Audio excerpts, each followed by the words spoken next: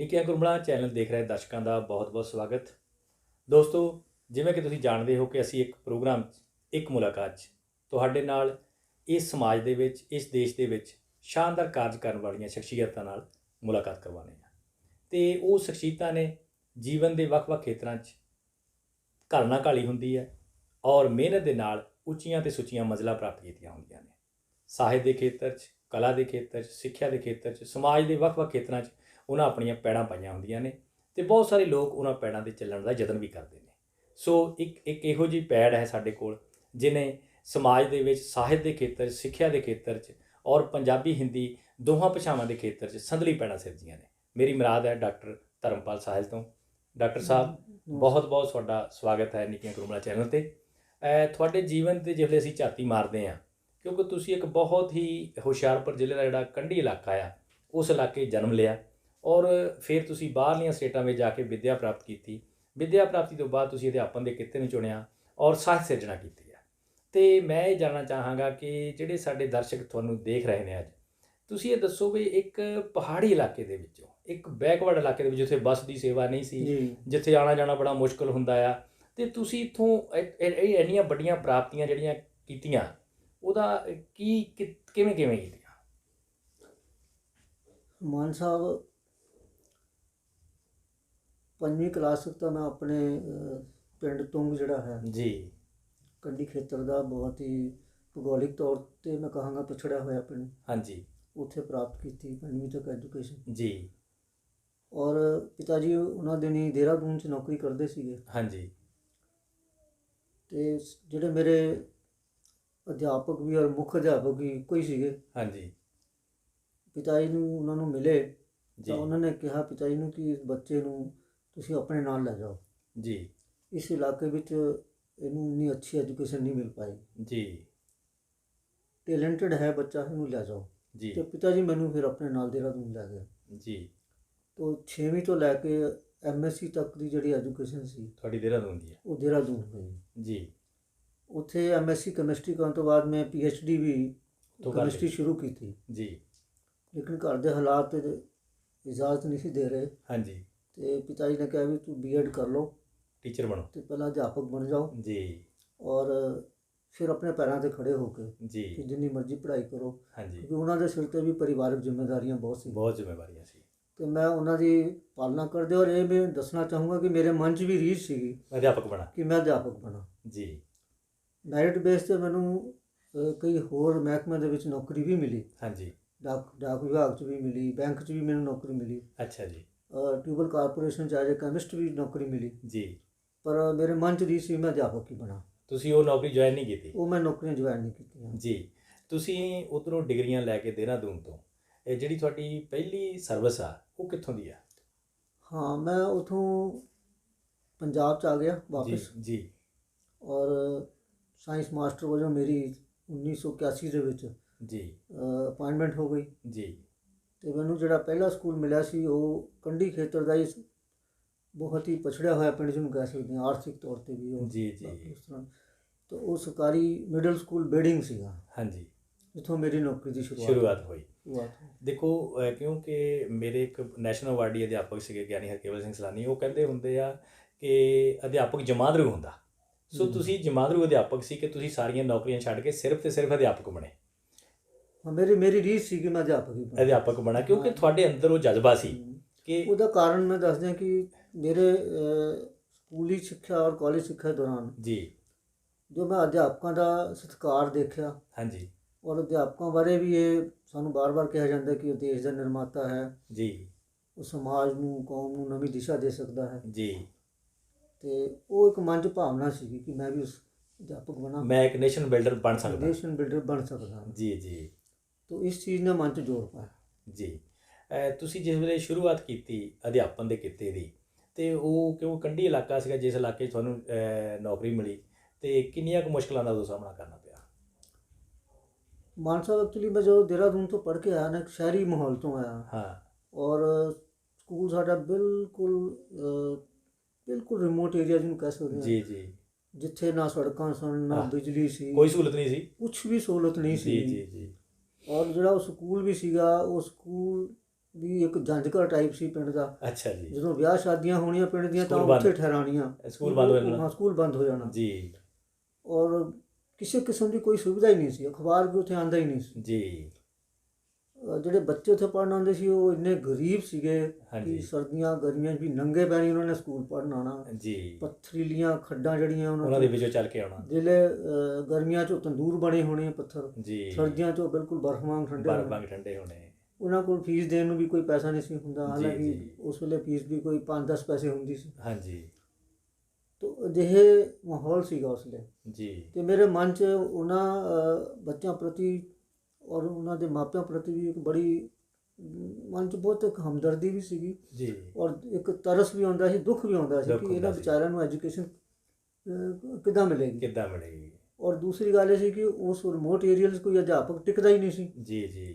ਜਿਸ ਦੀ ਨਵੀਂ ਅਪਾਇੰਟਮੈਂਟ ਹੋਣੀ ਉਹਨੇ ਥੋੜ੍ਹੇ ਦਿਨ ਬਾਅਦ ਬਦਲੀ ਕਰਾ ਕੇ ਚਲੇ ਚੱਲ ਜਾਣਾ। ਜਾਣਾ। ਅਧਿਆਪਕਾਂ ਦੀ ਵੀ ਥੋੜ੍ਹ ਰਹਿਣੀ ਉੱਥੇ। ਥੋੜ ਰਹਿਣੀ। ਤੇ ਉਹ ਬੱਚੇ ਵਿਚਾਰੇ ਜਿਹੜੇ ਸੀ ਉਹ ਉਹਨਾਂ ਦੀ ਐਜੂਕੇਸ਼ਨ ਵੀ ਜਿਹੜੀ ਆ ਜੀ। ਲੈ ਤਾਂ ਰਹੇ ਸੀ, ਲੇਕਿਨ ਉਹ ਬੜੇ ਹਾਲਾਤ ਮਾੜੇ ਤਸੱਲੀ ਸੀ। ਬਖਸ਼ ਨਹੀਂ ਸੀਗੇ ਹਾਲਾਤ, ਸਹੂਲਤ ਕੋਈ ਨਹੀਂ ਸੀਗੀ। ਹਾਂ ਉਹਨਾਂ ਬੱਚਿਆਂ ਦੇ ਫੀਸ ਨਹੀਂ ਸੀ ਮਾਪੇ ਦੇ ਸਕਦੇ। ਜੀ। 10-20 ਪੈਸੇ ਵੀ ਫੀਸ ਨਹੀਂ ਸੀ ਦੇ ਪਾਉਂਦੇ। ਨਹੀਂ ਦੇ ਸਕਦੇ ਸੀਗੇ। ਸਰਦੀਆਂ 'ਚ ਵੀ ਨਿੱਕਰਾਂ ਪਾ ਕੇ ਵਿਚਾਰਿਆਂ ਨੇ ਨੰਗੇ ਪੈਰੀਂ ਆਉਣਾ ਜੀ, ਉਹਨਾਂ ਜੀ, ਲੜਕਿਆਂ ਜੀ। ਨੇ। ਇਹ ਹਾਲਾਤ ਦੇਖੋ ਸਾਡੇ ਬਹੁਤ ਸਾਰੇ ਇਲਾਕੇ ਅੱਜ ਵੀ, ਜੇ ਗੱਲ ਕਰੀਏ ਤੁਸੀਂ ਤਾਂ 30-40 ਸਾਲ ਪਹਿਲਾਂ ਦੀ ਗੱਲ ਕਰ ਰਹੇ ਆ, ਅੱਜ ਵੀ ਸਾਡੇ ਦੇਸ਼ ਦੇ ਵਿੱਚ ਸਾਡੇ ਕੋਈ ਇਲਾਕੇ ਇਹੋ ਜਿਹੇ ਹੈਗੇ ਆ ਜਿੱਥੇ ਹਜੇ ਉਹ ਸਹੂਲਤਾਂ ਨਹੀਂ ਪਹੁੰਚੀਆਂ ਨਹੀਂ ਪਹੁੰਚੇ। ਤੇ ਉਹਦੇ ਕਈ ਕਾਰਨ ਨੇ। ਆਪਾਂ ਗੱਲ ਕਰੀਏ ਤੁਸੀਂ ਇਹਨਾਂ ਹਾਲਾਤਾਂ ਨਾਲ ਕਿੱਦਾਂ ਨਜਿੱਠੇ? ਦੇਖੋ ਸਭ ਤੋਂ ਪਹਿਲਾਂ ਤਾਂ ਮੈਂ ਆਪਣੇ ਮਨ 'ਚ ਰੱਖਿਆ ਕਿ ਇਹ ਬੱਚੇ ਜਿਹੜੇ ਆ, ਜੀ। ਚਲੋ ਮੇਰੇ ਕੋਲ ਕੋਈ ਇੱਦਾਂ ਦੇ ਸਾਧਨ ਨਹੀਂ ਸੀ ਕਿ ਮੈਂ ਬਿਲਡਿੰਗ ਬਣਾ ਦਿਆਂ, ਹਾਂਜੀ। ਮੈਂ ਸਾਰੇ ਸਕੂਲ ਨੂੰ ਕੋਈ ਰੈਨੋਵੇਟ ਕਰ ਦਿਆਂ। ਜੀ। ਜੀ। ਮੈਂ ਸਕੂਲ ਨੂੰ ਜਿਹੜੇ ਕੰਮ ਸਰਕਾਰ ਨੇ ਕਰਨੇ ਆ ਜਾਂ ਕੋਈ NGOs ਕਰਦੀਆਂ, ਜੀ। ਜੀ। ਉਹ ਤਾਂ ਨਹੀਂ ਸੀ। ਲੇਕਿਨ ਮੇਰੇ ਕੋਲ ਇੱਕ ਸੀਗਾ ਕਿ ਮੈਂ ਐਜੂਕੇਟਡ, ਜੀ। ਪੜ੍ਹਿਆ ਲਿਖਿਆ ਸੀ ਜੀ। ਔਰ ਮੇਰੇ ਪਾਸ ਜਿੰਨੀ ਕੁ ਗਿਆਨ ਸੀਗਾ। ਜੀ। ਤੋ ਮੈਂ ਚਾਹੁੰਦਾ ਕਿ ਜਿਹੜੀ ਕਿਤਾਬਾਂ ਦਾ ਔਰ ਖੁਦ ਆਪਣਾ ਗਿਆਨ ਹੈ ਉਹ ਬੱਚਿਆਂ ਤੱਕ ਪਹੁੰਚਾਇਆ ਜਾਵੇ। ਪਹੁੰਚਾ ਸਕਾਂ। ਜੀ। ਤੇ ਉਹਦੇ ਲਈ ਮੈਨੂੰ ਨਹੀਂ ਲੱਗਾ ਕਿ ਕੋਈ ਬਹੁਤ ਵੱਡੇ ਸਾਧਨਾਂ ਦੀ ਵੀ ਲੋੜ ਹੈ। ਹਾਂਜੀ। ਬੱਚਿਆਂ ਨਾਲ ਆਮਣੇ ਸਾਹਮਣੇ ਇੰਟਰੈਕਟ ਹੋਣਾ। ਜੀ। ਤੇ ਮੈਂ ਮਤਲਬ ਕਿ ਉਸ ਨੂੰ ਏਮ ਰੱਖ ਕੇ ਇਸ ਗੱਲ ਨੂੰ। ਜੀ। ਔਰ ਮਾਨ ਸਾਹਿਬ ਵੀ ਦੱਸਦੇ ਕਿ ਉਸ ਸਕੂਲ ਦੇ ਵਿੱਚ ਉਸ ਵੇਲੇ ਨਾ ਕੋਈ PT ਅਧਿਆਪਕ ਸੀ, ਜੀ। ਨਾ ਕੋਈ ਡਰਾਇੰਗ ਅਧਿਆਪਕ ਸੀਗਾ ਜੀ। ਔਰ 3 ਅਧਿਆਪਕ ਨਹੀਂ ਸੀਗੇ ਉੱਥੇ। ਜੀ। PT, ਡਰਾਇੰਗ ਤੇ ਇੱਕ ਹੋਰ ਸਬਜੈਕਟ ਸੀਗਾ ਹਾਂਜੀ। ਤੇ ਮੇਰਾ ਸਾਇੰਸ ਸਬਜੈਕਟ ਸੀਗਾ। ਜੀ। ਤੇ ਮੈਂ ਇਹੀ ਸੀਗਾ ਕਿ ਵੀ ਮੈਂ ਉਹਨਾਂ ਬੱਚਿਆਂ ਨੂੰ ਪੜਾਉਣਾ ਆ। ਪੜ੍ਹਾਉਣਾ ਹੈ। ਮੈਂ PT ਵੀ ਪੜ੍ਹਾਉਂਦਾ ਸੀ ਉਹਨਾਂ ਨੂੰ, ਫਿਜ਼ੀਕਲ ਐਜੂਕੇਸ਼ਨ ਵੀ। ਜੀ। ਸਕੂਲ 'ਚ PT ਦਾ ਕੰਮ ਵੀ ਸਾਂਭ ਲਿਆ ਸਾਰਾ, ਸਾਰੇ ਕੰਮ ਸਾਂਭ ਲਏ। ਉਹ ਵੀ ਕਰਨਾ। ਉਹਨਾਂ ਨੂੰ ਡਰਾਇੰਗ ਦਾ ਵੀ ਕੰਮ ਸਿਖਾਉਣਾ ਜੀ। ਤੇ ਆਪਣਾ ਸਾਇੰਸ ਤੇ ਪੜ੍ਹਾਉਣੀ। ਡਾਕਟਰ ਸਾਹਿਬ ਗੱਲ ਇਹੋ ਆ ਵੀ ਤੁਹਾਡੇ ਅੰਦਰ ਉਹ ਭਾਵਨਾ ਸੀ, ਜਜ਼ਬਾ ਸੀ ਕਿ ਮੈਂ ਬੱਚਿਆਂ ਲਈ ਕੁਝ ਕਰਨਾ, ਔਰ ਤੁਸੀਂ ਅਧਿਆਪਕਾਂ ਦੀ ਕਮੀ ਨੂੰ ਵੀ ਪੂਰਾ ਕਰ ਦਿੱਤਾ, ਕਿਉਂਕਿ ਤੁਸੀਂ ਕਰ ਹੀ ਇਹ ਸਕਦੇ ਸੀ। ਹਾਂ ਇਹੀ ਕਰ ਸਕਦੇ ਸੀ ਕਿ ਜਿਹੜਾ ਤੁਹਾਡੇ ਕੋਲ ਗਿਆਨ ਆ ਉਹ ਬੱਚਿਆਂ ਨੂੰ ਦੇ ਸਕੋ। ਤੁਸੀਂ ਸਿਰਫ ਆਪਣੇ ਵਿਸ਼ੇ ਦਾ ਗਿਆਨ ਨਹੀਂ ਦਿੱਤਾ, ਹੋਰ ਵਿਸ਼ਿਆਂ ਦਾ ਗਿਆਨ ਵੀ ਨਾਲ। ਔਰ ਮੈਂ ਇਹਦੇ 'ਚ ਗੱਲ ਜੋੜਨੀ ਚਾਹੂੰਗਾ ਕਿ ਹੁਣ ਭਾਵੇਂ ਸਾਡੇ ਸਿੱਖਿਆ ਵਿਭਾਗ ਨੇ ਇਹ ਸਾਨੂੰ ਹਦਾਇਤਾਂ ਜਾਰੀ ਕੀਤੀਆਂ ਕਿ ਵੀ ਤੁਸੀਂ ਓਵਰ ਟਾਈਮ ਲਗਾਓ। ਹਾਂਜੀ। ਹਾਂਜੀ। ਔਰ ਇਸ ਤਰ੍ਹਾਂ ਦੀ, ਲੇਕਿਨ ਅੱਜ ਤੋਂ 38-40 ਸਾਲ ਪਹਿਲਾਂ ਮੈਂ ਉਹਨਾਂ ਬੱਚਿਆਂ ਨੂੰ ਛੁੱਟੀ ਵਾਲੇ ਦਿਨ ਵੀ ਜੀ ਬੁਲਾਣਾ ਜੀ ਔਰ ਉਹਨਾਂ ਨੂੰ ਪੜ੍ਹਾਉਣਾ, ਉਹ ਵੀ ਵਿਸ਼ੇ ਪੜ੍ਹਾਉਣਾ ਜਿਹੜਾ ਮੇਰਾ ਆਪਣਾ ਸੀ, ਬਾਕੀ ਵੀ ਪੜ੍ਹਾਉਣੇ। ਜੀ। ਜੀ। ਔਰ ਕਿਉਂਕਿ PT DP ਕੋਈ ਨਹੀਂ ਸੀ ਉਹਨਾਂ ਦਿਨਾਂ 'ਚ। ਹਾਂਜੀ। ਉਹ ਸਕੂਲ 'ਚ ਵਾਲੀਬਾਲ ਦੀ ਗੇਮ ਸ਼ੁਰੂ ਕਰਾ ਕੇ ਜੀ। ਤੇ ਪਿੰਡ ਦੇ ਵਿੱਚ ਕੁਝ ਐਸੇ ਫੌਜੀ ਬੰਦੇ ਸੀਗੇ ਜਿਹੜੇ ਫੌਜ ਤੋਂ ਛੁੱਟੀ ਆਉਂਦੇ ਰਹਿੰਦੇ ਸੀ ਜੀ। ਔਰ ਉਹਨਾਂ ਨੂੰ ਵਾਲੀਬਾਲ ਦਾ ਸ਼ੌਕ ਸੀਗਾ। ਅੱਛਾ ਜੀ। ਤੇ ਉਹਨਾਂ ਨੂੰ ਵੀ ਬੁਲਾਉਣਾ। ਅੱਛਾ, ਉਹਨਾਂ ਦਾ ਸਹਿਯੋਗ ਲੈਣਾ। ਜੀ। ਜੀ। ਤੇ ਉਹਨਾਂ ਬੱਚਿਆਂ ਨੂੰ ਛੁੱਟੀ ਵਾਲੇ ਦਿਨ ਵੀ 2 ਘੰਟੇ 3 ਘੰਟੇ ਪੜ੍ਹਾਉਣ ਤੋਂ ਬਾਅਦ 1 ਘੰਟਾ ਉਹਨਾਂ ਨੂੰ ਖਿਡਾਉਣਾ ਵੀ। ਵਾਹ ਜੀ ਵਾਹ। ਤਿਆਰ ਵੀ ਕਰਨੀ। ਮਤਲਬ ਸਰਬਪੱਖੀ ਵਿਕਾਸ ਲਈ ਤੁਸੀਂ ਸਾਰੀਆਂ ਗਤੀਵਿਧੀਆਂ ਜਿਹੜੀਆਂ ਸ਼ੁਰੂ ਕਰ ਦਿੱਤੀਆਂ ਜੀ। ਤੇ ਇਹਨਾਂ ਗਤੀਵਿਧੀਆਂ ਕਰਕੇ ਦੇਖੋ ਤੁਸੀਂ ਪ੍ਰਿੰਸੀਪਲ ਬਣੇ ਆ, ਡਾਈਟ ਦੇ ਵਿੱਚ ਤੁਸੀਂ ਰਹੇ ਆ, ਇਨ ਸਰਵਿਸ ਟ੍ਰੇਨਿੰਗ ਸੈਂਟਰ 'ਚ ਰਹੇ ਆ, ਤੁਸੀਂ ਵੱਖ-ਵੱਖ ਅਹੁਦਿਆਂ 'ਤੇ ਸਿੱਖਿਆ ਵਿਭਾਗ 'ਚ ਕੰਮ ਕਰਕੇ ਸੇਵਾ ਮੁਕਤ ਹੋਏ ਆ। ਇਹ ਜਿਹੜਾ ਅਧਿਆਪਕ ਬਣਨ ਦਾ ਸ਼ੌਕ ਸੀ ਤੁਹਾਡਾ, ਇਹਨੇ ਤੁਹਾਨੂੰ ਕੀ ਤਸੱਲੀ ਕਿੰਨੀ ਕੁ ਦਿੱਤੀ? ਪਹਿਲੀ ਗੱਲ ਤਾਂ ਮਾਨ ਸਾਹਿਬ ਇਹ ਕਿ ਮੈਂ ਅਜੇ ਵੀ ਆਪਣੇ ਆਪ ਨੂੰ ਕੋਈ ਸੰਪੂਰਨ ਅਧਿਆਪਕ ਨਹੀਂ ਸਮਝਦਾ ਜੀ। ਉਹਦਾ ਕਾਰਨ ਇਹ ਹੈ ਕਿ ਮੈਂ ਸਮਝਦਾ ਕਿ ਬੱਚੇ ਨੇ ਤਾਂ ਸਿੱਖਣਾ ਹੀ ਸਿੱਖਣਾ ਸਕੂਲ ਜਾ ਕੇ। ਹਾਂਜੀ। ਅਧਿਆਪਕ ਨੇ ਵੀ ਰੋਜ਼ ਸਿੱਖਣਾ ਹੁੰਦਾ ਜੀ। ਅਗਰ ਅਧਿਆਪਕ ਖੁਦ ਨਹੀਂ ਲਗਾਤਾਰ ਸਿੱਖੇਗਾ, ਨਹੀਂ ਗਿਆਨ ਆਪਣਾ ਵਧਾਏਗਾ ਤਾਂ ਬੱਚਿਆਂ ਨੂੰ ਉਹਨਾਂ ਨਾਲ ਜਸਟੀਫਾਈ ਨਹੀਂ ਕਰ ਸਕਦਾ, ਉਹਨਾਂ ਨੂੰ ਅਪਡੇਟ ਨੌਲੇਜ ਨਹੀਂ ਦੇ ਪਾਏਗਾ, ਨਹੀਂ ਦੇ ਸਕਦਾ। ਤਾਂ ਕਿਉਂਕਿ ਪ੍ਰਕਿਰਿਆ ਅਧਿਆਪਕ ਦੀ ਵੀ ਨਾਲ ਤੁਰੀ ਰਹਿੰਦੀ ਸਿੱਖਣ ਦੀ, ਇਕੱਲਾ ਬੱਚਾ ਨਹੀਂ ਸਿੱਖਦਾ, ਇਕੱਲਾ ਬੱਚਾ ਨਹੀਂ ਸਿੱਖਦਾ, ਅਧਿਆਪਕ ਦਾ ਅਰਥ ਹੀ ਅਧਿਐਨ ਆ। ਅਧਿਐਨ। ਜੀ। ਤਾਂ ਮੈਂ ਜਿਹੜਾ ਹੈ ਉਹ ਲਗਾਤਾਰ ਮੈਂ ਬੱਚਿਆਂ ਤੋਂ ਵੀ ਸਿੱਖਦਾ ਰਿਹਾ, ਹਾਂਜੀ। ਆਪਣੇ ਅਧਿਆਪਕ ਸਾਥੀਆਂ ਤੋਂ ਵੀ ਸਿੱਖਦਾ ਰਿਹਾ। ਜੀ। ਮੈਂ ਨਵੇਂ ਜਰਨਲ, ਨਵੀਆਂ ਕਿਤਾਬਾਂ, ਹੋਰ ਜੋ ਅਪਡੇਟ ਨੌਲੇਜ ਹੈ ਉਹ ਵੀ ਨਾਲ ਲੈਣ ਦੀ ਕੋਸ਼ਿਸ਼ ਕੀਤੀ ਜੀ, ਤਾਂ ਕਿ ਮੈਂ ਬੱਚਿਆਂ ਸਾਹਮਣੇ ਉਹਨਾਂ ਨੂੰ ਸਿਰਫ ਕਿਤਾਬੀ ਨੌਲੇਜ ਨਾ ਦੇ ਸਕਾਂ ਜੋ ਕਿਤਾਬ 'ਚ ਹੈ, ਜੀ, ਉਸ ਦੇ ਨਾਲ ਉਹਨਾਂ ਦੀ ਜ਼ਿੰਦਗੀ ਨਾਲ ਜੋੜ ਕੇ, ਹਾਂਜੀ, ਜਿੰਨਾ ਵੀ ਅਨੁਭਵ ਹੈ ਉਹਨਾਂ ਨਾਲ ਜੋੜ ਕੇ ਉਹਨੂੰ ਮੈਂ ਪੜ੍ਹਾ ਸਕਾਂ, ਦੱਸ ਸਕਾਂ। ਇਹ ਦੇਖੋ, ਮੇਰੀ ਕੋਸ਼ਿਸ਼ ਰਹੀ ਹੈ। ਇੱਕ ਅਧਿਆਪਕ ਦੀ ਅਸਲੀ ਜ਼ਿੰਮੇਵਾਰੀ ਇਹੀ ਹੈ ਕਿ ਉਹ ਸਫਲ ਇਨਸਾਨ ਬਣੇ, ਜੀ, ਜ਼ਿੰਦਗੀ ਦੇ ਵਿੱਚ ਉਹ ਆਪਣੀ ਜਿਹੜੀ ਮੰਜ਼ਿਲ ਆ ਉਹਨੂੰ ਪ੍ਰਾਪਤ ਕਰੇ। ਬਿਲਕੁਲ। ਤੁਸੀਂ ਉਹਨਾਂ ਨੂੰ ਮੰਜ਼ਿਲਾਂ ਦੇ ਰਾਹੇ ਪਾਇਆ ਔਰ ਬਹੁਤ ਸਾਰੇ ਤੁਹਾਡੇ ਵਿਦਿਆਰਥੀ ਵੱਡੀਆਂ ਵੱਡੀਆਂ ਮੰਜ਼ਿਲਾਂ 'ਤੇ ਪਹੁੰਚੇ, ਵੱਡੇ ਵੱਡੇ ਅਹੁਦਿਆਂ 'ਤੇ ਪਹੁੰਚੇ। ਜੀ। ਔਰ ਮੈਨੂੰ ਯਾਦ ਹੈ ਕਿ ਜਦੋਂ ਤੁਸੀਂ ਇਨ ਸਰਵਿਸ ਟ੍ਰੇਨਿੰਗ ਸੈਂਟਰ ਦੇ ਵਿੱਚ ਕਲਾਸ ਲੈਂਦੇ ਸੀ ਜੀ। ਤੇ ਬਾਕੀ ਅਧਿਆਪਕ ਹੋਰ ਜਿਹੜੇ ਤੁਹਾਡੇ ਐਕਸਪਰਟ ਸੀ ਉਹਨਾਂ ਦੀ ਤਾਂ ਕਿਤੇ ਕਲਾਸ ਛੱਡ ਦੇਣ ਪਰ ਤੁਹਾਡੀ ਨਹੀਂ ਛੱਡਦੇ ਸੀ। ਉਹਦਾ ਕਾਰਨ ਇਹੀ ਹੁੰਦਾ ਸੀ ਕਿ ਤੁਹਾਡੇ ਕੋਲ ਜਿਹੜਾ ਗਿਆਨ ਦਾ ਭੰਡਾਰਾ ਸੀ ਉਹ ਕਿਤਾਬੀ ਨਹੀਂ ਸੀ ਹੁੰਦਾ, ਉਹ ਜੀਵਨ ਨਾਲ ਜੁੜਿਆ ਹੁੰਦਾ ਸੀਗਾ, ਆਪਣੇ ਅਨੁਭਵ ਜਿਹੜੇ ਸੀ ਨਾ। ਜੀ। ਔਰ ਦੂਸਰਾ ਮੈਂ ਕੋਸ਼ਿਸ਼ ਕੀਤੀ ਕਿ ਠੀਕ ਹੈ ਸਾਡੇ ਪਾਸ ਬਹੁਤ ਬੜੇ ਬੜੇ ਆਈਡੀਅਲ ਹੈਗੇ ਆ ਸਮਾਜ 'ਚ, ਦੇਸ਼, ਦੁਨੀਆ ਦੇ ਵਿੱਚ। ਹਾਂਜੀ। ਪਰ ਮੈਂ ਕੋਸ਼ਿਸ਼ ਕੀਤੀ, ਮੈਂ ਜਿਨ੍ਹਾਂ ਸਕੂਲਾਂ 'ਚ ਕੰਮ ਕੀਤਾ, ਹਾਂਜੀ, ਜਿੱਥੇ ਮੈਨੂੰ ਇੱਦਾਂ ਦੇ ਆਦਰਸ਼ ਅਧਿਆਪਕ ਮਿਲੇ, ਜੀ, ਜਿਨ੍ਹਾਂ ਤੋਂ ਮੈਂ ਬਹੁਤ ਕੁਝ ਸਿੱਖਿਆ, ਜੀ, ਤਾਂ ਮੈਂ ਉਹਨਾਂ ਅਧਿਆਪਕਾਂ ਵਿੱਚ ਉਹਨਾਂ ਹੀ ਅਧਿਆਪਕਾਂ 'ਚ ਉਦਾਹਰਨ ਦੇ ਕੇ, ਜੀ, ਉਹ ਮੈਂ ਉਹਨਾਂ ਅੱਗੇ ਉਦਾਹਰਨਾਂ ਵੀ ਰੱਖਦਾ ਸੀਗਾ। ਔਰ ਉਹ ਅਧਿਆਪਕ ਸੱਚਮੁੱਚ ਉਹਨਾਂ ਅਧਿਆਪਕਾਂ ਨੂੰ ਜਾਣਦੇ ਵੀ ਸੀ, ਉਹਨਾਂ ਦੇ ਕੰਮ ਨੂੰ ਦੇਖਦੇ ਸੀ। ਔਰ ਮੈਨੂੰ ਇਹ ਲੱਗਦਾ ਸੀਗਾ ਕਿ ਉਹ ਅੱਛੇ ਅਧਿਆਪਕਾਂ ਨੂੰ ਹਾਈਲਾਈਟ ਕਰਨਾ, ਉਹਨਾਂ ਨੂੰ ਐਗਜ਼ਾਮਪਲ ਦੇ ਤੌਰ 'ਤੇ ਪੇਸ਼ ਕਰਨਾ, ਜੀ, ਇਹ ਵੀ ਉਹਨਾਂ ਨਾਲ ਇੱਕ ਉਹਨਾਂ ਦਾ ਇਨਾਮ ਹੈ, ਉਹਨਾਂ ਲਈ ਸਨਮਾਨ ਹੈ, ਬਹੁਤ ਵੱਡਾ, ਉਹਨਾਂ ਦੀ ਪਛਾਣ ਬਣਦੀ, ਕਿਉਂਕਿ ਹਰ ਇੱਕ ਅੱਛੇ ਅਧਿਆਪਕ ਦੀ ਕੋਈ ਗੱਲ ਵੀ ਨਹੀਂ ਕਰਦਾ।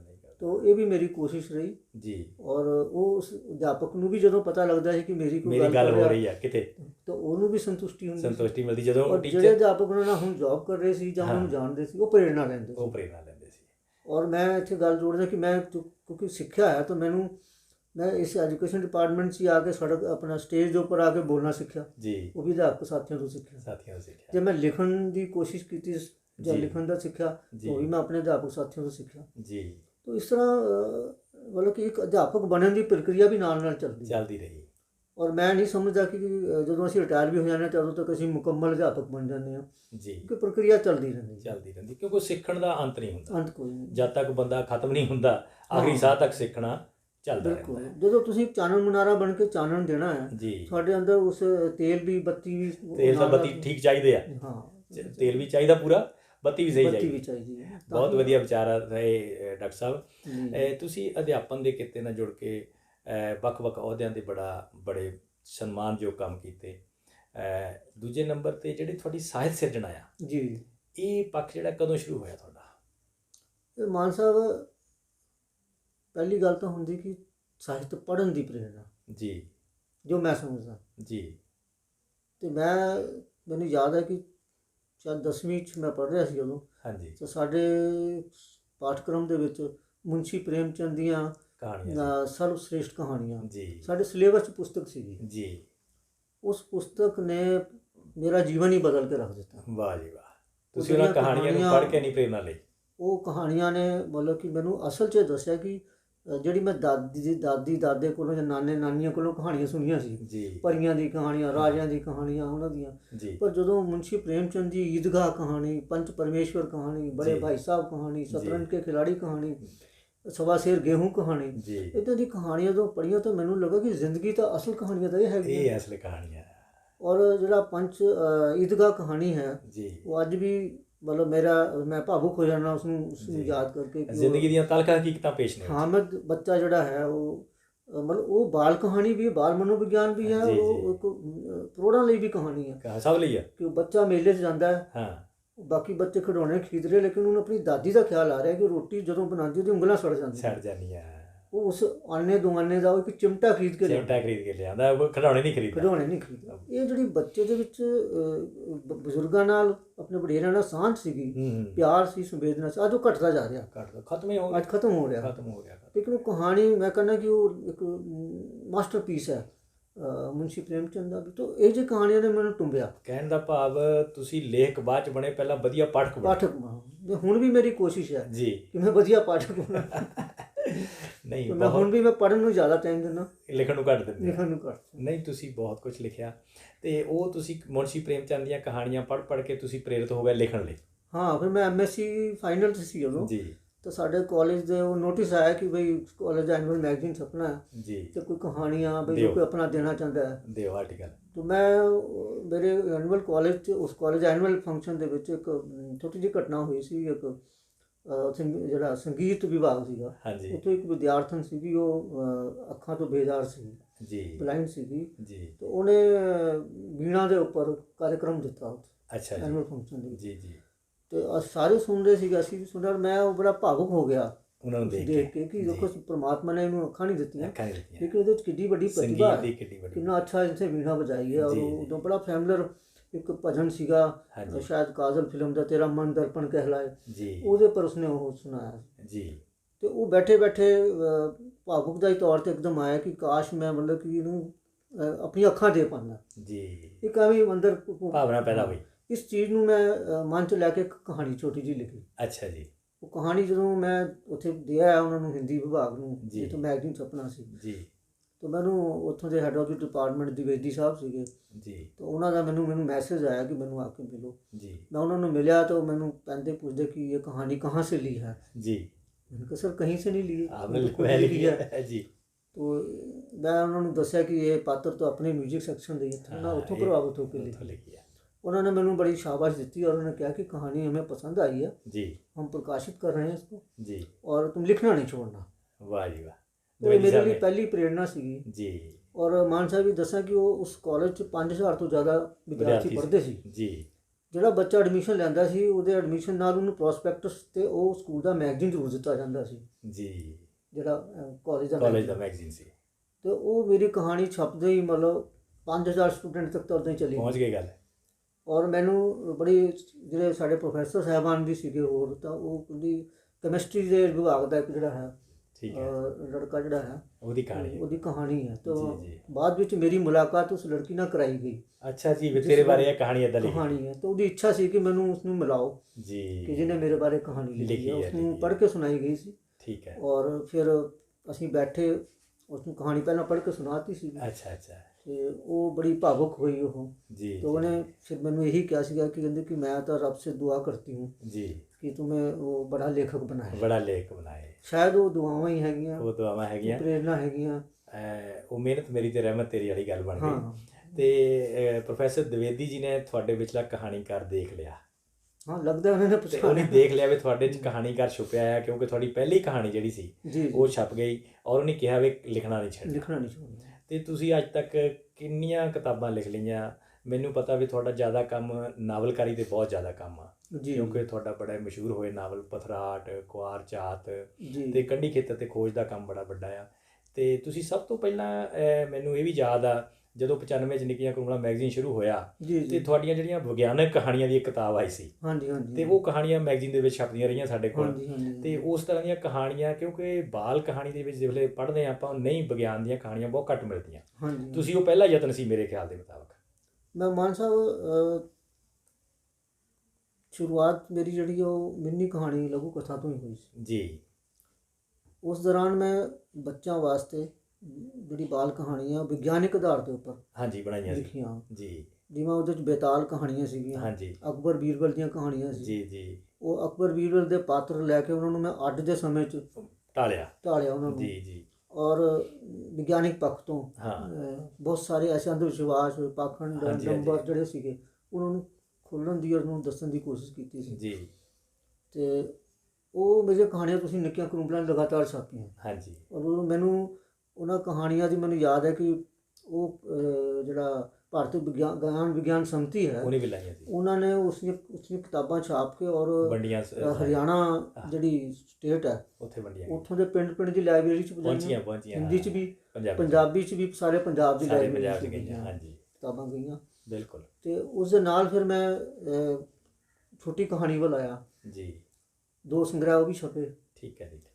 ਫਿਰ ਪਤਾ ਨਹੀਂ ਕਿਉਂ ਕੋਈ ਤਸੱਲੀ ਜੀ ਨਹੀਂ ਹੋ ਰਹੀ ਸੀ ਕਿ ਇਹ ਗੱਲ ਵੱਡੇ ਕਹਿਣ ਵਾਸਤੇ ਹੋਣੀ ਚਾਹੀਦੀ, ਬਹੁਤ ਕੁਝ ਅਜੇ ਕਹਿਣ ਵਾਲਾ, ਗੱਲ ਨਹੀਂ ਬਣਦੀ।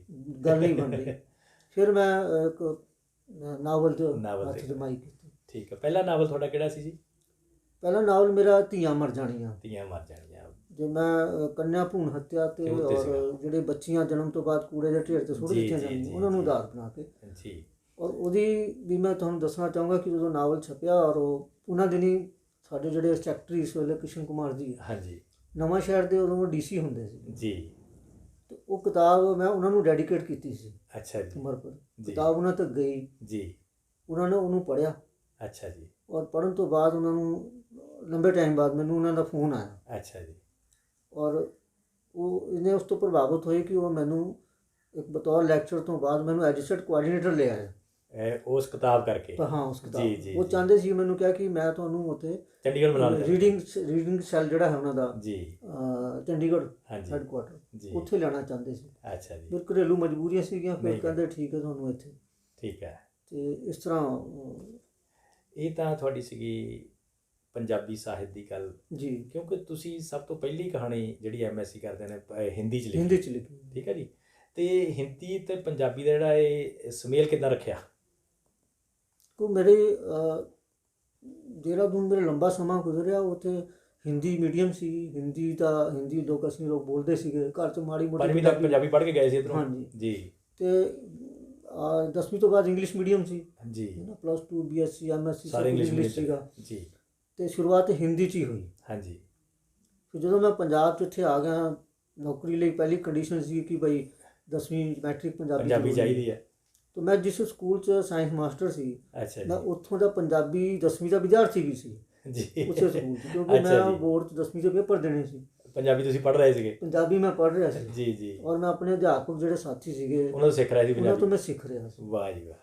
ਔਰ ਫਿਰ ਮੇਰੇ ਮਨ 'ਚ ਇੱਕ ਰੀਝ ਸੀ ਕਿ ਮੈਂ ਜਦ ਹੁਣ ਪੰਜਾਬੀ ਹਾਂ, ਪੰਜਾਬ 'ਚ ਮੈਂ ਰਹਿਣਾ ਹੈ ਜੀ, ਤੇ ਮੈਂ ਪੰਜਾਬੀ ਮਾਂ ਬੋਲੀ ਤੋਂ ਅਗਰ ਮੈਂ ਪਰੇ ਰਿਹਾ ਤਾਂ ਮੈਂ ਆਪਣੀ ਧਰੋ ਕਰਾਂਗਾ ਆਪਣੀ। ਬਿਲਕੁਲ ਮਾਤ ਭੂਮੀ ਨਾਲ। ਤੇ ਫਿਰ ਮੈਂ ਪੰਜਾਬੀ ਇੱਕ ਮਜਬੂਰੀ ਸੀਗੀ ਕਿ ਨੌਕਰੀ ਲਈ ਵੀ, ਇੱਕ ਮੇਰੇ ਮਨ 'ਚ ਇਹ ਸੀ ਕਿ ਭਈ ਇਹ ਪੰਜਾਬੀ ਨੂੰ ਅਗਰ ਮੈਂ ਜ਼ਰੂਰ ਸਿੱਖਣੀ ਹੈ। ਉਹਦੇ ਲਈ ਫਿਰ ਮੈਂ ਉਹ ਅਨੁਵਾਦ ਦਾ ਕੰਮ ਸ਼ੁਰੂ ਕੀਤਾ। ਹਿੰਦੀ ਤੋਂ ਪੰਜਾਬੀ 'ਚ ਅਨੁਵਾਦ ਸ਼ੁਰੂ ਕਰ ਲਿਆ? ਉਹਨਾਂ ਪ੍ਰੈਕਟਿਸ ਹੋਣ ਲੱਗ ਪਈ? ਉਹਦੇ ਨਾਲ ਮੇਰੀ ਵੋਕੈਬਲਰੀ ਵੱਧਦੀ ਗਈ ਜੀ। ਤੇ ਉਹ ਕਾਫੀ ਮੈਨੂੰ ਉਹਦੇ ਨਾਲ ਹੈਲਪ ਹੋਈ, ਮਤਲਬ ਪੰਜਾਬੀ ਲਿਖਣ ਦੇ ਨਾਲ।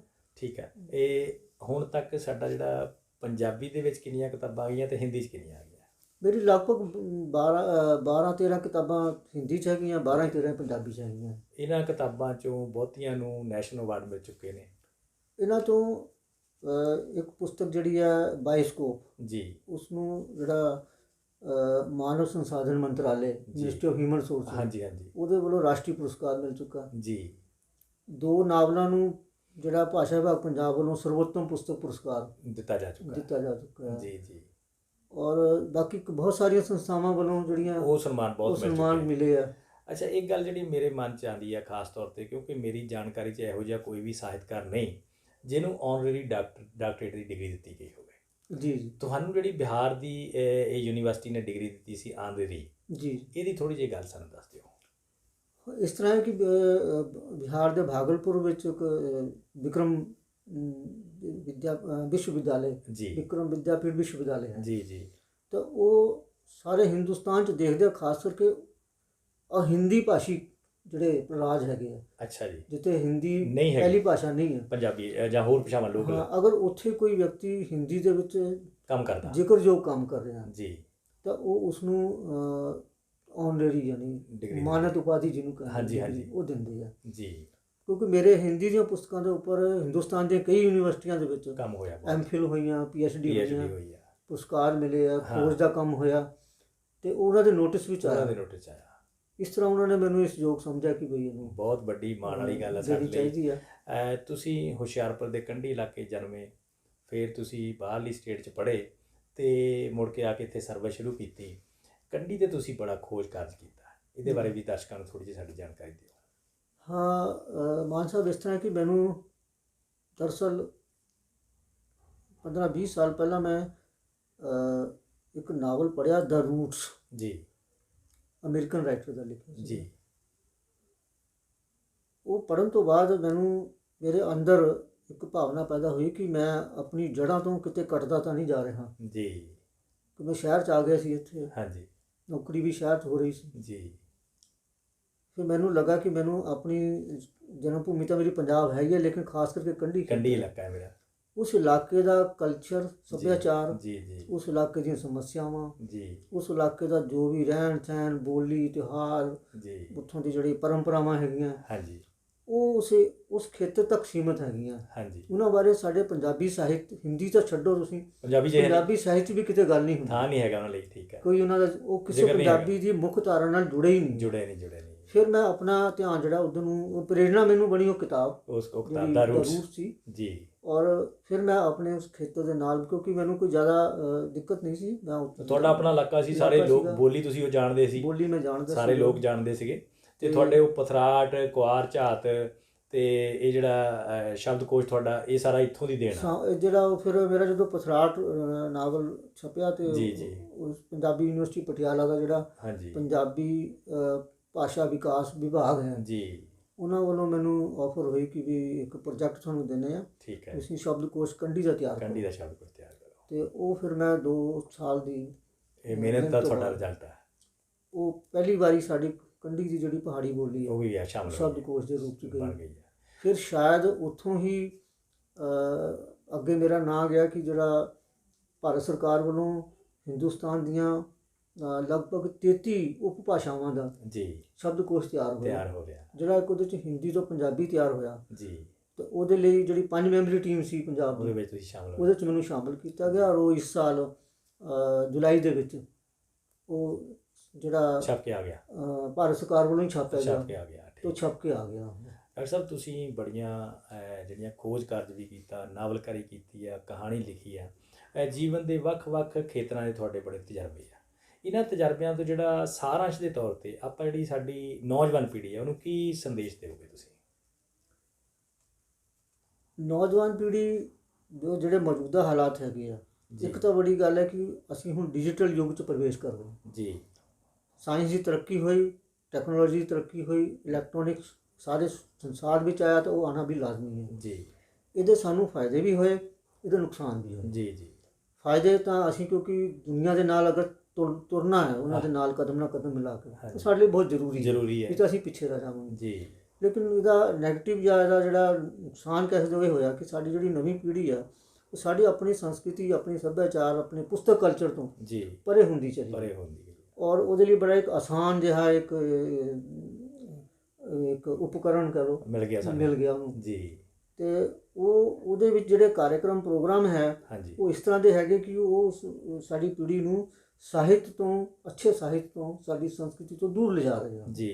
ਤੇ ਮੈਂ ਤਾਂ ਹਾਲਾਂਕਿ ਉਸ ਵਿੱਚ ਲਾਇਬ੍ਰੇਰੀਆਂ ਹੈਗੀਆਂ, ਉਹਦੇ 'ਚ ਅਣਮੁੱਖ ਕਿਤਾਬਾਂ ਹੈ, ਉਹਦੇ 'ਚ ਹਰ ਤਰ੍ਹਾਂ ਦਾ ਸ਼ਬਦਕੋਸ਼ ਹੈ ਜੀ, ਹਰ ਸ਼ਾਇਰ ਦੀ ਸ਼ਾਇਰੀ ਉਹਦੇ 'ਚ ਤੁਹਾਨੂੰ ਮਿਲ ਜਾਏਗੀ। ਲੇਕਿਨ ਉਹਦੇ 'ਚ ਕੋਈ ਇਸ ਤਰ੍ਹਾਂ ਦੇ ਐਂਟਰਟੇਨਮੈਂਟ ਦੇ ਪ੍ਰੋਗਰਾਮ ਜ਼ਿਆਦਾ ਆ ਰਹੇ ਕਿ ਜਿਹਦੇ ਕੋਲ ਸਾਡੀ ਯੂਥ ਜਿਹੜਾ ਉੱਧਰ ਨੂੰ ਜ਼ਿਆਦਾ ਜਾ ਰਿਹਾ, ਉਹ ਜ਼ਿਆਦਾ ਆਕਰਸ਼ਿਤ ਹੁੰਦਾ ਉਹਨੂੰ। ਠੀਕ ਹੈ। ਤੇ ਮੈਂ ਤਾਂ ਉਹਨਾਂ ਨੂੰ ਸੰਦੇਸ਼ ਇਹੀ ਕਹਿਣਾ ਚਾਹੂੰਗਾ ਉਹਨਾਂ ਸਾਡੀ ਨਵੀਂ ਪੀੜ੍ਹੀ ਨੂੰ ਕਿ ਬਈ ਆਪਣੇ ਜਿਹੜੇ ਅਸਲ ਕਲਚਰ, ਆਪਣੀ ਜਿਹੜੀਆਂ ਜੜ੍ਹਾਂ ਹੈਗੀਆਂ ਉਹਨਾਂ ਨਾਲ ਜੁੜੋ। ਔਰ ਜੜ੍ਹਾਂ ਨਾਲ ਜੁੜਨ ਲਈ ਅਗਰ ਕੋਈ ਸਾਧਨ ਹੈ ਉਹ ਸਾਡੀਆਂ ਪੁਸਤਕਾਂ ਹੈਗੀਆਂ। ਪੁਸਤਕ ਬੇਸ਼ੱਕ ਸਾਡੇ ਮੋਬਾਈਲ 'ਚ ਵੀ ਹੈਗੀ ਹੈ, ਲੇਕਿਨ ਜਦੋਂ ਜਿਹੜੀ ਪੁਸਤਕ ਨੂੰ ਅਸੀਂ ਆਪਣੇ ਹੱਥ ਲੈ ਫੜਦੇ ਹਾਂ, ਉਹਦਾ ਇੱਕ ਸਪਰਸ਼ ਔਰ ਉਹਦੇ ਨਾਲ ਜਿਹੜਾ ਤੁਹਾਡਾ ਨਜ਼ਰਾਂ ਦਾ ਸਪਰਸ਼ ਹੁੰਦਾ ਹੈ, ਹੱਥਾਂ ਦਾ ਸਪਰਸ਼ ਹੈ, ਇੱਕ ਸਾਡੀ ਨਜ਼ਰਾਂ ਦਾ ਸਪਰਸ਼ ਹੈ, ਉਹਦੇ ਨਾਲ ਇੱਕ ਫੀਲਿੰਗ ਜਿਹੜੀ ਅੰਦਰ ਪੈਦਾ ਹੁੰਦੀ ਹੈ, ਅਹਿਸਾਸ ਪੈਦਾ ਹੁੰਦਾ, ਉਹ ਇੱਕ ਵੱਖਰਾ ਹੀ ਹੈ। ਅਸੀਂ ਉਹ ਮੋਬਾਈਲ 'ਚੋਂ ਨਹੀਂ ਲੈ ਸਕਦੇ। ਬਿਲਕੁਲ। ਅਸੀਂ ਗੁਰਦੁਆਰਾ ਸਾਹਿਬ ਜਾਂਦੇ ਹਾਂ, ਗੁਰੂ ਗ੍ਰੰਥ ਸਾਹਿਬ ਜੀ ਸਾਹਮਣੇ ਅਸੀਂ ਜਿਸੇ ਸਰਵਣ ਕਰਦੇ ਹਾਂ, ਉਸ ਲਈ ਸਾਨੂੰ ਹਾਲਾਂਕਿ ਅਸੀਂ ਦੂਰ ਹੁੰਦੇ ਹਾਂ, ਲੇਕਿਨ ਸਾਡੇ ਅੰਦਰ ਜੋ ਫੀਲਿੰਗ ਪੈਦਾ ਹੁੰਦੀਆਂ ਉਹਦੀ ਉਪਸਥਿਤੀ ਨਾਲ, ਇਹ ਇਸ ਤੋਂ ਵੱਡੀ ਉਦਾਹਰਨ ਮੈਂ ਨਹੀਂ ਸਮਝਦਾ। ਇਹ ਪੁਸਤਕਾਂ ਤੇ ਅਗਰ ਅਸੀਂ ਜੁੜਾਂਗੇ ਤਾਂ ਫਿਰ ਸਾਡੀ ਸੰਸਕ੍ਰਿਤੀ ਵੀ ਬਚੇਗੀ। ਔਰ ਜਿਹੜੀ ਚੀਜ਼ ਸਭ ਤੋਂ ਹੈ ਕਿ ਸਾਡੇ ਇਸ ਪੀੜ੍ਹੀ ਦੇ ਵਿੱਚ ਨੈਤਿਕਤਾ ਦੀ ਜਿਹਦੀ ਗੱਲ ਹੋ ਰਹੀ ਵੀ, ਮੋਰਲ ਵੈਲਿਊ ਜਿਹੜੀਆਂ ਖਤਮ ਹੋ ਰਹੀਆਂ ਜੀ, ਔਰ ਉਹਦੇ ਕਾਰਨ ਹੀ ਰਿਸ਼ਤੇ ਤੇ ਦਰਾਰਾਂ ਸਾਰਾ ਕੁਝ ਬਜ਼ੁਰਗਾਂ ਤੋਂ ਪਰੇ ਹੋ ਰਹੇ, ਉਹਨਾਂ ਦੀ ਬੇਕਦਰੀ, ਸਮਾਜਿਕ ਨਿਘਾਰ ਦਾ ਕਾਰਨ ਹੋ ਰਿਹਾ ਹੈ। ਠੀਕ ਹੈ। ਮੈਂ ਸਮਝਦਾ ਕਿ ਪੁਸਤਕ ਔਰ ਜਿਹੜਾ ਮਨੁੱਖ ਦਾ ਰਿਸ਼ਤਾ ਹੈ ਨਾ, ਉਹ ਜ਼ਰੂਰੀ ਹੈ, ਜੁੜਿਆ ਰਹਿਣਾ ਚਾਹੀਦਾ। ਔਰ ਪੁਸਤਕ ਦੇ ਨਾਲ ਰਿਸ਼ਤਾ ਹੈ ਕਿ ਪੁਸਤਕ ਸਿੱਧੀ ਜੁੜੀ ਹੋਈ ਹੈ ਪ੍ਰਕਿਰਤੀ ਨਾਲ, ਕੁਦਰਤ ਨਾਲ ਜੀ। ਹਰ ਪੁਸਤਕ ਸਾਨੂੰ ਕੁਦਰਤ ਨਾਲ ਜੋੜਦੀ ਹੈ ਜੀ। ਔਰ ਜਿਹੜੇ ਯੂਨੀਵਰਸਲ ਸੱਚ ਹੈ, ਜਿਹੜੀ ਯੂਨੀਵਰਸਲ ਸਤਿਤੁੱਤ ਹੈਗੇ ਆ, ਜਿਹੜੇ ਕਦੇ ਵੀ ਨਹੀਂ, ਉਹਨਾਂ ਨੂੰ ਕਦੇ ਵੀ ਨਹੀਂ ਝੁਠਲਾਇਆ ਜਾ ਸਕਦਾ ਜਦੋਂ ਤੱਕ ਦੁਨੀਆ ਹੋਣੀ ਜੀ, ਪੁਸਤਕ ਉਹਨਾਂ ਨਾਲ ਜੋੜਦੀ ਹੈ। ਤੋ ਇਸ ਲਈ ਮੈਂ ਤਾਂ ਇਹੀ ਸਾਰਿਆਂ ਨੂੰ कहना चाहांगा कि भाई किताबां ਨਾਲ ਜ਼ਰੂਰ ਜੁੜੋ। ਬਹੁਤ ਔਰ ਦੂਸਰੀ ਅਖੀਰ ਗੱਲ ਮੈਂ ਖਤਮ ਕਰਾਂਗਾ ਇੱਥੇ ਕਿ ਵੀ ਅਸੀਂ ਬੇਸ਼ੱਕ ਅਸੀਂ ਪੱਛਮੀ ਦੇਸ਼ਾਂ ਦੀ ਗੱਲਾਂ ਕਰਦੇ ਹਾਂ, ਹਾਂਜੀ ਉੱਥੇ ਸਾਡੇ ਤੋਂ 50-100 ਸਾਲ ਪਹਿਲਾਂ ਇਹ ਸਾਰੇ ਉਪਕਰਨ ਆ ਗਏ ਸੀ, ਆ ਗਏ ਡਿਜੀਟਲ ਸੀ। ਪਹਿਲਾਂ ਆ ਗਿਆ ਸੀ ਕੰਪਿਊਟਰ ਵੀ, ਟੀਵੀ, ਸਭ ਕੁਝ, ਮੋਬਾਈਲ ਸਾਡੇ ਤੋਂ ਪਹਿਲਾਂ ਆ ਗਿਆ ਸੀ। ਪਰ ਉੱਥੋਂ ਦੇ ਲੋਕ ਬੱਸ ਦਾ ਸਫ਼ਰ ਕਰਦੇ ਆ, ਟ੍ਰੇਨ ਦਾ ਸਫ਼ਰ ਕਰਦੇ ਆ, ਕਿਤੇ ਵੀ ਬੈਠੇ ਹੋਣਗੇ ਉਹਨਾਂ ਦੇ ਹੱਥ 'ਚ ਕਿਤਾਬ ਜ਼ਰੂਰ ਹੁੰਦੀ ਹੈ। ਔਰ ਉਹ ਕਿਤਾਬ ਜਿਹੜੀ ਆ ਉਹਨਾਂ ਨੇ ਜਿੰਨਾ ਟਾਈਮ ਮਿਲਦਾ 1 ਪੇਜ 2 ਪੇਜ ਜ਼ਰੂਰ ਪੜ੍ਹਦੇ ਆ, ਕਿਉਂਕਿ ਕਿਤਾਬਾਂ ਨਾਲ ਜੁੜੇ ਹੋਏ ਆ। ਉਹਨਾਂ ਨੇ ਜਦੋਂ ਘਰ ਆਰਕੀਟੈਕਟ ਜਦੋਂ ਘਰ ਦਾ ਡਿਜ਼ਾਈਨ ਬਣਾਉਂਦਾ ਤਾਂ ਉਹਦੇ ਵਿੱਚ ਇੱਕ ਸਟੱਡੀ ਰੂਮ ਜਾਂ ਇੱਕ ਲਾਇਬ੍ਰੇਰੀ ਜ਼ਰੂਰ ਹੁੰਦਾ। ਸਾਡੇ ਘਰਾਂ ਦੇ ਵਿੱਚ ਤਾਂ ਕੋਈ ਰੈਕ ਵੀ ਨਹੀਂ ਰੱਖ ਕੇ ਰਾਜੀ ਕਿ ਵੀ ਅਸੀਂ 4 ਕਿਤਾਬਾਂ ਇੱਥੇ ਰੱਖ ਲਈਏ। ਤਾਂ ਇਹ ਚੀਜ਼ਾਂ ਘਰ ਤੱਕ ਹੋਣਗੀਆਂ ਤਾਂ ਬੱਚੇ ਨੈਚੁਰਲੀ ਉਧਰ ਨੂੰ ਤੁਰਨਗੇ। ਨਿੱਕੇ ਗੁਰਮਰਾ ਦੇਖ ਰਹੇ ਦਰਸ਼ਕੋ, ਇਹ ਗੱਲਬਾਤ ਸੀ ਡਾਕਟਰ ਧਰਮਪਾਲ ਸਾਹਿਲ ਜੀ ਨਾਲ। ਸਾਹਿਲ ਸਾਹਿਬ, ਤੁਸੀਂ ਸਾਨੂੰ ਸਮਾਂ ਦਿੱਤਾ, ਬੱਚਿਆਂ ਨੂੰ ਸਮਾਂ ਦਿੱਤਾ, ਸਾਡੇ ਨੌਜਵਾਨ ਪੀੜ੍ਹੀ ਨੂੰ ਬਹੁਤ ਪ੍ਰੇਰਨਾਦਾਇਕ ਗੱਲਾਂ ਦੱਸੀਆਂ। ਬਹੁਤ ਬਹੁਤ ਤੁਹਾਡਾ ਧੰਨਵਾਦ। ਤੁਹਾਡਾ ਵੀ ਬਹੁਤ ਬਹੁਤ ਧੰਨਵਾਦ। ਤੁਸੀਂ ਇੰਨੀਆਂ ਸਾਰੀਆਂ ਗੱਲਾਂ ਬੱਚਿਆਂ ਨਾਲ ਔਰ ਸਰੋਤਿਆਂ ਨਾਲ ਕਰਨ ਦਾ ਮੌਕਾ ਦਿੱਤਾ ਹੈ। ਤੁਹਾਡਾ ਸਾਰਿਆਂ ਦਾ ਧੰਨਵਾਦ।